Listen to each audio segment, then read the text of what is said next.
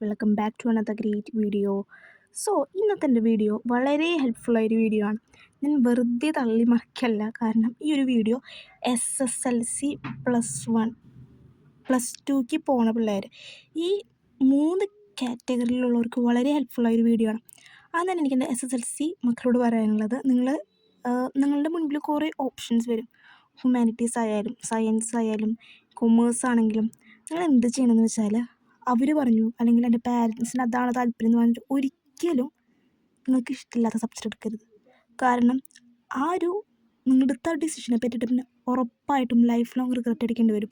നിങ്ങൾക്ക് ഏതാണ് താല്പര്യം, നിങ്ങൾക്ക് ഏതാണ് ഇൻട്രസ്റ്റിൻ്റെ പുറകെ പോകുക. ഓക്കെ, അപ്പോൾ ഇനി സയൻസ് ആണ് എടുക്കണമെങ്കിൽ അപ്പോൾ ഞാൻ പറയാൻ പോണ ഈ പോയിൻറ്റ്സ് ഉണ്ടല്ലോ, ഇവിടെ നോട്ട് ചെയ്ത് വെച്ചാൽ ഉറപ്പായിട്ടും ഒരു 100% ഉറപ്പായി തരാൻ എവിടെയെങ്കിലൊക്കെ നിങ്ങൾക്ക് ഉറപ്പായിട്ടും ഹെൽപ്ഫുള്ളാണ്. കുറേ പോയിൻറ്റ്സ് ഞാൻ പറയാൻ പോണേ.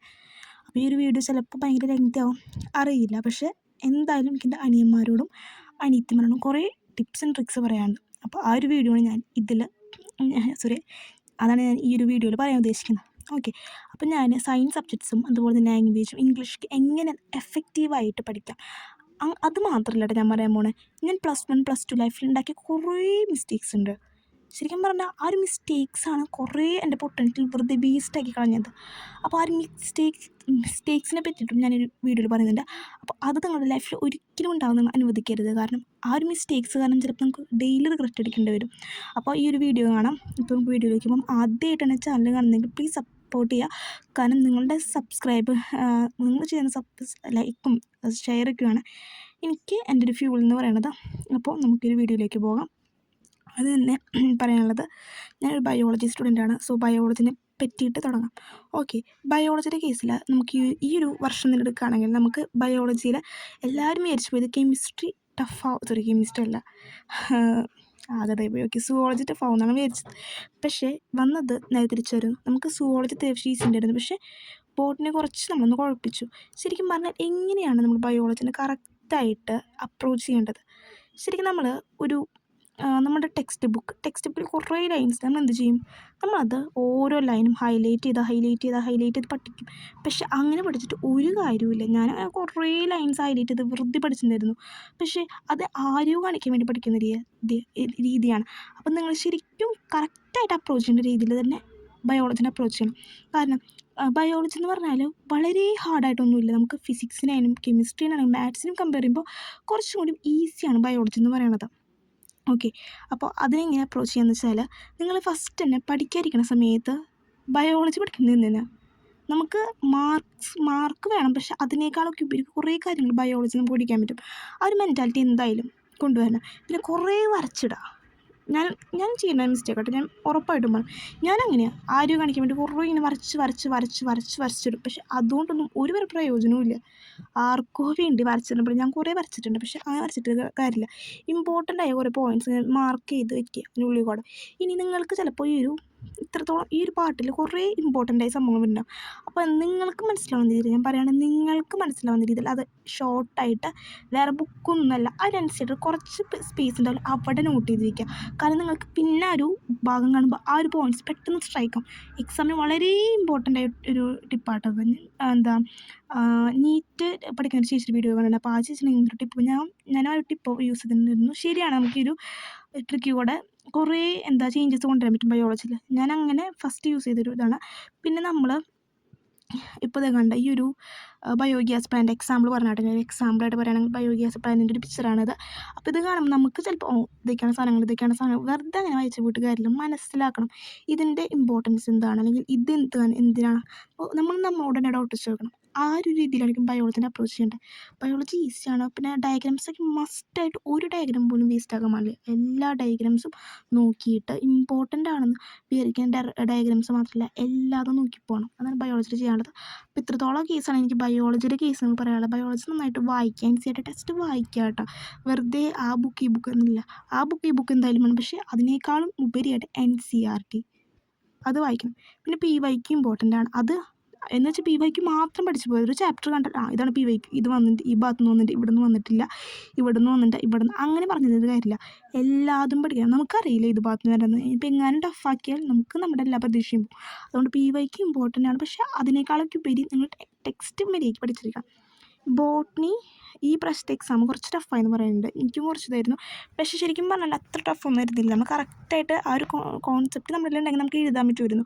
അപ്പോൾ വെറുതെ കാണാണ്ട് പഠിച്ചിട്ട് പോയിട്ട് കാര്യം മനസ്സിലാക്കിയിട്ട് ബോട്ടണീനെ അതിനെ പഠിക്കാം. പിന്നെ ബയോളജിയിൽ കുറേ കോഡ് ഉപയോഗിക്കാം. നമുക്കിപ്പോൾ എക്സാമ്പിൾ പറയുകയാണെങ്കിൽ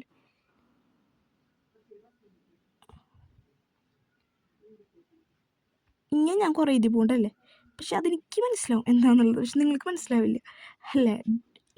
ഡ്രയോഫിത്തിക്കസ്, രാമപിത്തിക്കസ്, ഓമോ ഹാബിലിസ്, ആ ഒരു സംഭവത്തിൻ്റെ കോഡാണിത്.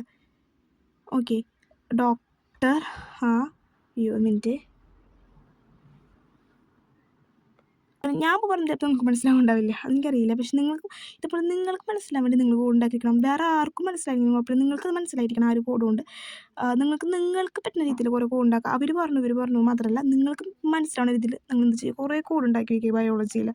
അത് പഠിക്കും വേണട്ടോ, എവിടെയെങ്കിലും സ്റ്റിക്ക് ചെയ്ത് വെച്ചിട്ട് മറക്കില്ല. അപ്പോൾ ഇതൊക്കെയാണ് ബയോളജിയുടെ കേസിൽ എനിക്ക് നിങ്ങളോട് പറയാനുള്ളത്. സെക്കൻഡ് പാർട്ട് എന്ന് പറയുകയാണെങ്കിൽ ഫിസിക്സിനെ പറ്റി നമുക്ക് പറയാം. ഓക്കെ, ഫിസിക്സിൽ നമുക്ക് ഏറ്റവും ഇമ്പോർട്ടൻ്റ് ആയിട്ട് നോക്കി പോകേണ്ട കുറേ സംഭവങ്ങളുണ്ട് കേട്ടോ.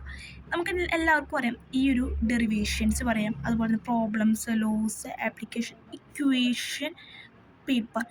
ഇത് ഞാൻ എല്ലാവരോടും പറയാനുള്ള സംഭവമാണ്, നിങ്ങളോടും പറയുന്നു. വളരെ വളരെ വളരെ ഇമ്പോർട്ടൻ്റ് ആണ് ഒരു ഇക്വേഷൻ പേപ്പർ. അത് പറയാം. അതിനേറ്റ് മുമ്പ് ഡെറിവേഷൻസിനെ പറ്റി പറയാം. ഇപ്പോൾ ഞാൻ തന്നെയാണെങ്കിലും ഇപ്പോൾ ഏതൊരു സ്റ്റേറ്റ് സ്റ്റുഡൻ്റ് ആണെങ്കിലും ഫസ്റ്റ് നമ്മൾ പ്രയോറിറ്റി കൊടുക്കുന്ന ഡെറിവേഷൻസ് ആണ്. ഓക്കെ, ഇപ്പോൾ ഡെറിവേഷൻ പഠിച്ച 3 സെറ്റ് 5 സെറ്റ് 4 സെറ്റ് കുറേ ഡെറിവേഷൻസ് വാരി വലിച്ച് എന്തിനോ വേണ്ടി പോകും.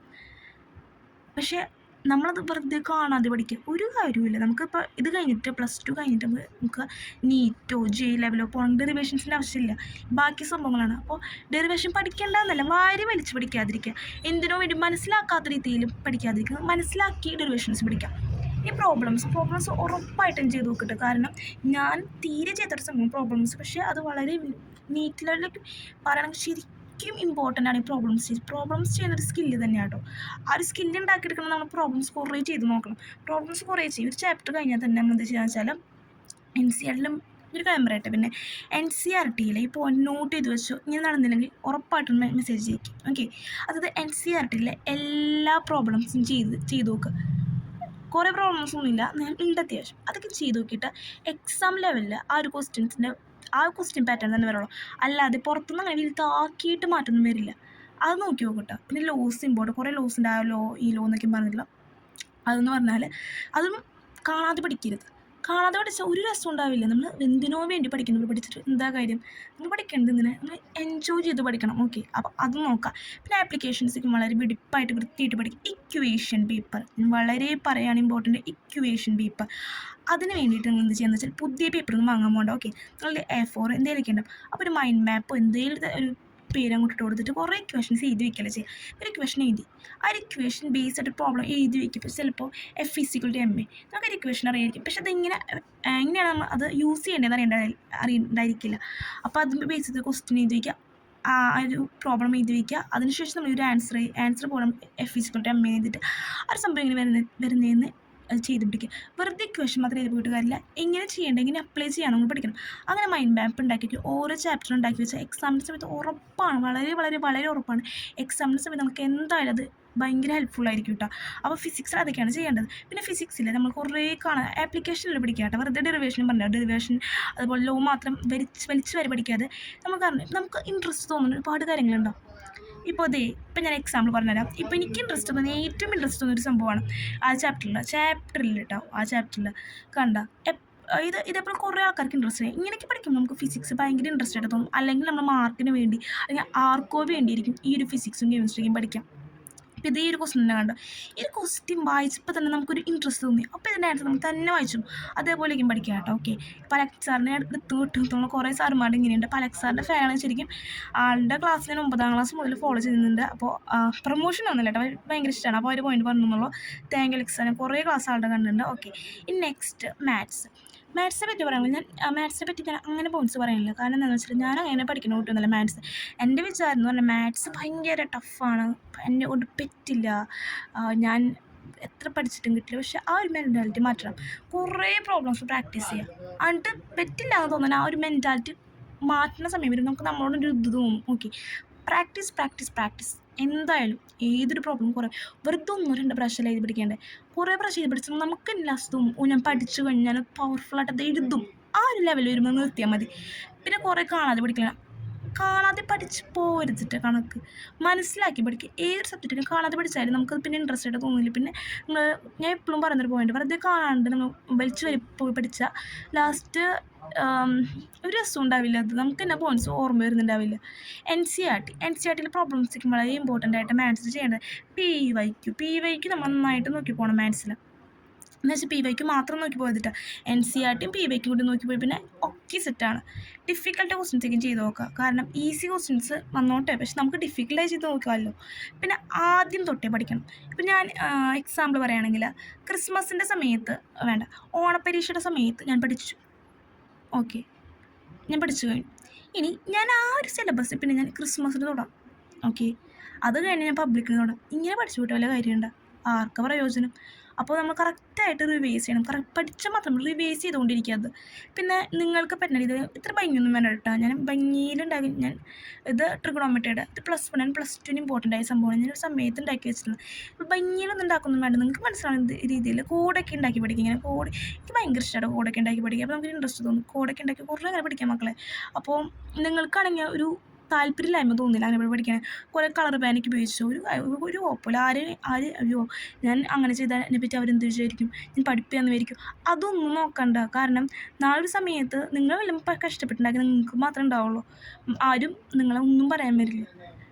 നിങ്ങൾ എന്താണെന്ന് അപ്പോൾ നിങ്ങൾ എന്ത് ചെയ്യുകയെന്ന് വെച്ചാൽ അവരെന്ത് വിവരിക്കും എന്ന് പറഞ്ഞാൽ എല്ലാം മാറ്റി വയ്ക്കരുത്.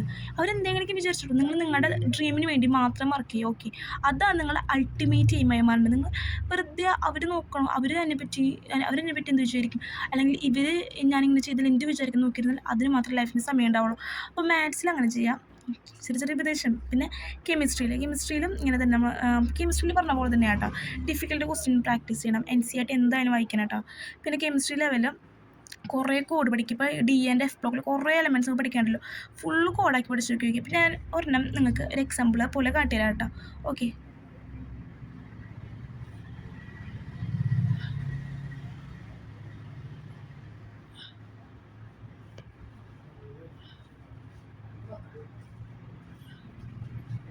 നിങ്ങൾക്കെല്ലാം മനസ്സിലായോ ഗൈസ്? ഞാൻ പറഞ്ഞുതരാം നിങ്ങൾക്ക്. ഓക്കെ, ജസ്റ്റ് നോക്കിക്കോ. സ്കാൻഡിയം, ടൈറ്റാനിയം, ബെലേറിയം, chromium, manganese, iron, cobalt, nickel, copper, അതുപോലെ തന്നെ സിങ്ക്. ഓക്കെ, കണ്ടോ നിങ്ങൾ? ഇതേപോലെ ഞാൻ ഉണ്ടാക്കിയ കോഡാണ്. Science teacher very cruel, my friend cobalt and nickel സി യൂസും. കുറേ ഉണ്ടാക്കി പഠിക്കുക. ഓക്കെ, കോഡൊക്കെ ഉണ്ടാക്കി രസത്തിൽ അങ്ങോട്ട് പഠിച്ചു. അപ്പോൾ എത്രത്തോളമാണ് ചേച്ചി നമ്മൾ പറയാനുള്ളത്. ഇനി ലാംഗ്വേജസിൻ്റെ കേസിൽ പറയുകയാണെങ്കിൽ സെക്കൻഡ് ലാംഗ്വേജ് ഞാൻ മലയാളമായിരുന്നു കേട്ടോ. അപ്പോൾ അതിനെപ്പറ്റി പറയുകയാണെങ്കിൽ എനിക്ക് എപ്പോഴും എൻ്റെ മാഷ് 1/2 മാർക്ക് 1 മാർക്ക് വെച്ച് കറക്റ്റായിട്ട് കുറച്ചൊരു 79 കൊണ്ട് നിർത്തും. പക്ഷേ നമ്മൾ മലയാളത്തിൽ ഏത് സബ്ജക്റ്റിനാണെങ്കിലും സ്പെല്ലിംഗ് മിസ്റ്റേക്ക് പരമാവധി കുറയ്ക്കുക.